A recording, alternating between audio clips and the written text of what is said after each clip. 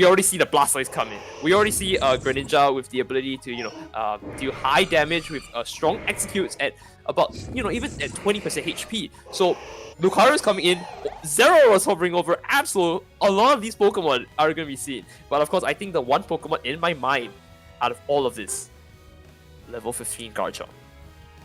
That is the dream. Yeah. That is the dream. Undoubtedly. Well, how could we ever see a grand finals without level 15 Garchomp? No, I'm just kidding. Unfortunately, we don't get to see Garchomp. I love Garchomp, but it does look like off the bat here, at least, we are going to be seeing the team that we expected. Although, actually, no, I'm sorry, slightly different. We are not going to be seeing the Crustle. We're, in fact, going to be seeing a Greninja, and then we're going to be seeing A-Drive move over to Blastoise. No. And on the other side, yeah, so this is actually the exact same team comp, I believe, that we had in the very first match of the day, the first game of the day, because they switched. And it was a little bit hard, I think, for the team with the Greninja to win these team fights without the full amount of just team fight ability, I guess is no way to put it. Actually, no, it might have been slightly different because I think it was Ninetales instead of Eldegoss. Yeah, so slightly different. Sorry, hard to remember all the different team comps, but it'll be really interesting to see how they do end up playing this match. It is going to be different than the split pushing potential that I said earlier, but we are going to be taking, again, the perspective of Feppi with that support role, playing the hard support, I would say. And of course, that's exactly what we see here. And again, a repeat of what we see before. Again, try bot. So with Midnight on the other side, of course, we're not looking at their perspective right now. I assure you, right, they're definitely doing the tribot as well. We do see the Jigglypuff already fighting down in their own skirmish. And again, basically a mirror 1-for-1, right? They're all fighting against each other, and this is going to be very messy. Alolan Ninetales is almost, Alolan Vulpix is almost going down there with the little bit of health remaining. He's going to try and steal off that Arno and try to get back down. So, very good job by them. They're able to at least secure most of their camps here, and again, this is what they need. They just need to secure and sustain long enough. If they're at least trading EXP for EXP, like if they take one Arno, I take one Arno, they should be fine for the most part. And right here, we do see that making it happen. Jungle at the top side, clearing out the Lucario, and of course, Greninja on Midnight's jungle, right? Coming in, sweeping off their jungle as well. So it's just trade for trade, blow for blow. They're making this as even as they can, and that is an amazing job by both teams. Now, bees are spawning, and of course, hoping to get all of them as much as you can. Well, I mean, you say trade for trade, blow for blow, but honestly, we saw a really dominant lane on the bottom side from Midnight. We saw 2 evolutions very, very early on, and well, not until right now where we've seen the first evolution for that Wigglytuff, but you can see even still here, we're not going to see the Eldegoss quite yet, and look at this, just taken so low. Being at level 3 is very, very hard to do anything, especially now. Look at this, we do have the level 5 Eldegoss against its own precursor, 2 levels below, and okay, we're finally going to see a little bit more EXP gain. We're not going to see the shutdown nearly as strong as in the first game that we saw, I think, in that last set, but this is still a level advantage, pretty strong level advantage, I'd say, for Midnight on the bottom, which is what we've come to expect from them. They have been so good over today. And yes, exactly it. And again, we were saying that they were having high evolutions early, pushing back. Again, showing that they have the lane control here. They're pushing into their base. 4 of them just sitting down right there after the 2 KO, and they're just going in very nicely into a Dreadnought potentially, right? Now they're able to secure the next set of bees. They're going to be able to take XP, and they're going to hold their ground. They're also able to invade if they really want to, because they're also low on levels. So let's see how they're going to collapse here into, a more of a bigger lead, right? A more dominant lead in this situation. Yeah, we already see the Wigglytuff on Midnight's side trying to zone out. Same thing with the A9 right here. They're not really fishing for any sort of KOs. They don't really have the CC and the damage together to do that. I mean, they do have the CC and pretty good damage, but not enough to really catch anybody out fully. They're just trying to zone it out, make sure that the team of Hitmaw doesn't really get any chance to get a forward position for that Dreadnought. And I feel like this makes a lot of sense, a very smart play from Hitmaw to just ignore the Dreadnought. It's weird to say those words all in a row, but they're just going to be moving up, trying to take this Rotom, trying to farm as much of their jungle as possible, and there we go. Yeah, just a forfeit, and Midnight knowing, understanding that what they were doing as well, just saying, burn it down, let's get back to our own EXP, let's push that. In fact, they're actually going to be pushing that tier 2 tower. I'm not sure if they're going to get that many points, but they're at least going to be able to put on some pressure. Well, it's not like Hitmaw was going to gel much with Dreadnought, so this time I think they're going to opt for a better idea here. And like you said, right, they gone out to get Rotom, and maybe this time their main objective is just to score even more than what Zapdos can provide, which is about 530 points. They want to push more than that, and looky here, Rotom goes in, and they're going to be able to score because Lucario, again, very slippery character. We're talking about this. The split push potential with Lucario. He's very slippery with that shield. He may be able to score, but no. Walks out of here. He waits for Fappy to try and, give him a bit of an assistance on our way out. And, oh no, the Aura Cannon comes out, giving him a nice KO there. Retsu coming in as the Lucario to make it out here. And Fappy, not looking too good.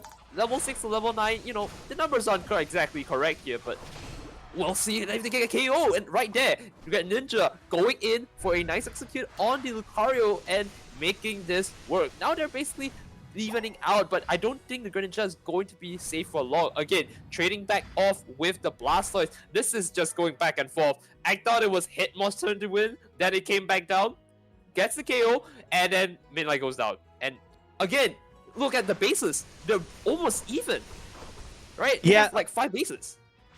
Yeah, it is relatively even, and honestly, that would have been one of the biggest mistakes right there. Trying to push too far forward to get that KO with the Lucario, trying to take out Feppy, just because you don't get a whole lot for taking out one of their supports just for a little bit of time, right? That would have only been like an 8-second or so, like cooldown timer on the respawn, and instead feeding a KO when you're ahead on EXP to their Greninja is gigantic, and you can see now that we do see Elo at a pretty comparable level, in fact, a little bit ahead of most of the other team, which is going to give them an in to get back into this match. Of course, they're trying to back up right now. They baited a lot of these ults, but they're going to be taking so much damage from that Blastoise. This is going to be a really hard fought fight, but in fact, Elo managing to not take almost any damage to the entire thing, and you can really see how that level advantage is huge in this team fight, but 2 really low, and they are probably going to get clipped. Yeah, the Lucario with the double KO. Nicely done. Could this be a third one right here? The Aura Cannon comes out. He's gonna try and make it work here with maybe the Eldegoss help. This could be the steal if they manage to live long enough, especially the Power Up Punch, a very strong move to take the steal here. And there we go. The steal is taken. Dreadnought's moving in with his team. Midnight is now once again ahead of the curve, pushing in for a tremendous amount of points. And of course, Hitmaw already understanding the situation is like, alright, I'm going to commit 2 of my teammates here to go top take Rotom, and we're going to push it for more points. If we can't commit to anything else, this is where we're going to go. Rotom is now next objective, and they are already ahead of time. So very good planning on their part. They're able to collapse down Rotom and push it together now. So hopefully they can get maybe a 40-point score here with the Rotom's 20, and we can make something work from here, right? Hitmaw's going to make the slow and steady comeback, bit by bit. Yeah, one of the things that I mentioned before, which I'm going to continue to mention a lot, though, in the rollout, I didn't even mention that we do have a rollout Wigglytuff for, I believe, the first time in this set. Rollout, extremely strong. Yeah, we've been seeing Sing almost the entire time. It has been the karaoke wars of the, Victory Road tournament, of course. But now we see a bit of a change with the rock and roll out. So let's get to that. We have 40 points down the base here, 19. They're breaking it now, and now it looks very even. 50 top, unfortunately, but not breaking it. So I think it looks like we have a bit of a slight advantage to Hitmaw here. All they need to do now is gain up on levels and, make a very selective pick to start off any of the objectives that they want, and they'll be ahead of the game. Yeah, they fought back so well, and what I was trying to say earlier is, like I said, it's all about how well you fight back from a disadvantage in this game. That's maybe even honestly the most important skill that you can have, and the team of Hitmaw has been doing extremely well at it. They've evened up their EXP. They did get shut down a little bit early on, but especially with like a similar mirror of a team, it's going to be really important that they get to that late game when they do have this Greninja, which, oh my gosh, their Greninja's level 14 already. That has been some extremely efficient farming. Yeah.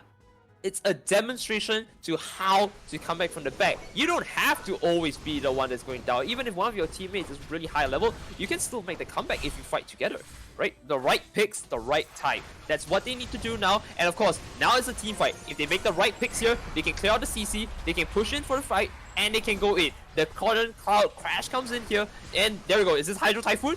No, we do see the full heal trying to cancel off the knockup here, and of course, Fappy making it out very safely here, and they might be able to make some good picks. Aura Cannon coming in, Starlight Recital, giving a bit more boost to the shields of Lucario, but unfortunately getting KO'd here. Hitmaw's not looking good here. They are in a very, very deep hole, and they gotta find a way to climb out here. With Blastoise being the only remainder here, it looks like he's gotta try and get a bit more points here, or try to get a Zapdos steal. I do believe they are going for the Zapdos if Blastoise is waiting there, so Who knows? No, it doesn't look like they've actually started Zapdos.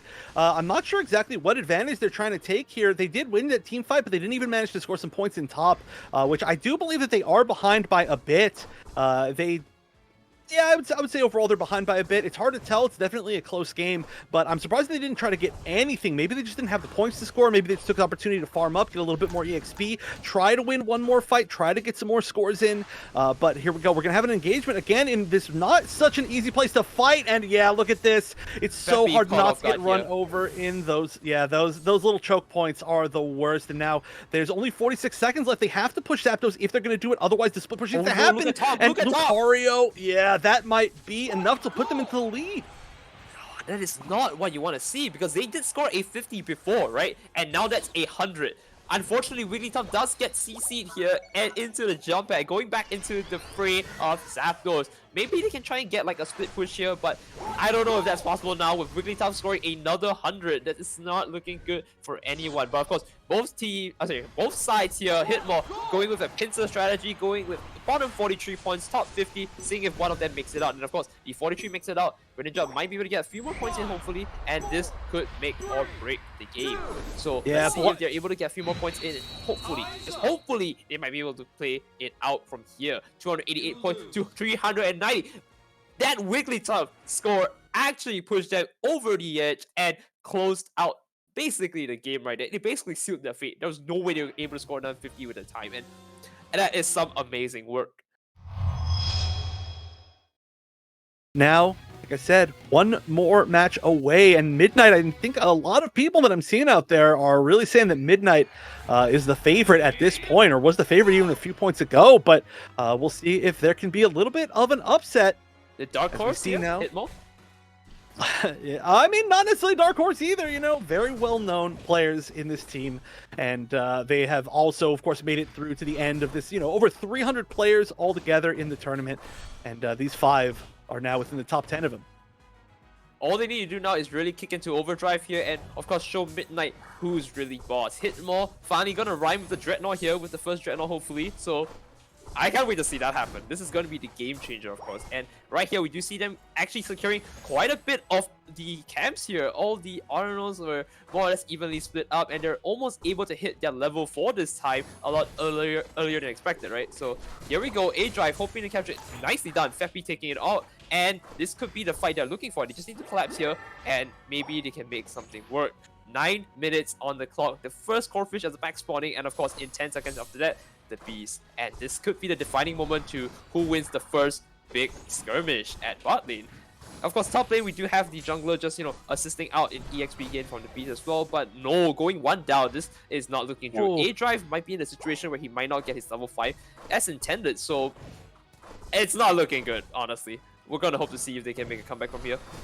Yeah, I mean, time and time again, we've seen that Midnight are exceptional at this early laning phase. They have won every single, no, actually, I'm sorry, they lost a single time to the slow pro, but every other match that we've seen from them, which has been a lot of matches, they have won pretty solidly, getting that evolution first, managing to get a pick almost every single time. Of course, with the tri lane, it's very, very easy to get a pick on, especially on an unevolved level 3. And in fact, we might be seeing another pick right here. A-Drive trying to get up, but it looks like he's not going to be able to escape. Yeah, going to be picked off. And this lead is just building. There's no way that we're going to see enough damage here to stop these score shields, so there's just going to be even more EXP.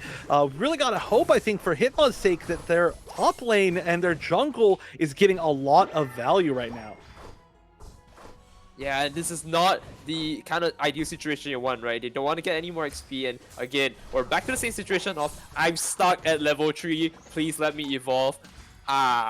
Right? So now this is where they're going to try and get more EXP for the Arnos on their side of the camp, which again, very deep in, but this time we were talking about the Greninja being the right pick, yes, no, and he's already level 7 trying to make an impact in the game, but being stuck with number 1, the cute charm, and number 2, Sig, you don't want to be in that situation where you're stuck in a position in a 1v4 and you're powerless to do anything. And just right there, we do see Feppy understanding the situation. He's like, alright, 1v4, not my kind of thing. I'm gonna back up. I'm gonna leave, and nicely done. At least he doesn't, you know, trade off too much here. And again, the Wigglytuff with the roll out, trying to get out of harm's way here. He's gonna make it work here, and the Leaf Tornado nicely done, giving him a bit of movement speed to just escape here. Mr. Moo is looking pretty smooth here. I'm just saying here, we're gonna look into Dreadnought. Can they make the steal? Leaf Tornado steal? Is that it? Is this the play? Or is It's it gonna have have. Oh, and it reset. was. Oh, yeah, very nice. That is huge. Again, of course, having to fight back for this early lead, but that's gonna make back almost everything that they've lost within that early game, which was, of course, pretty rough. But they do have the ability to score quite a bit here, too. I mean, having Rollout on Wiggly is one of the best scorers in the entire game. If it's, not sitting around trying to team fight. Although we are going to see Hitmaw lose Rotom at the top, and we're seeing some pretty heavy aggression with 3 people on top for Midnight. Looks like they're backing up. They're not going to commit fully.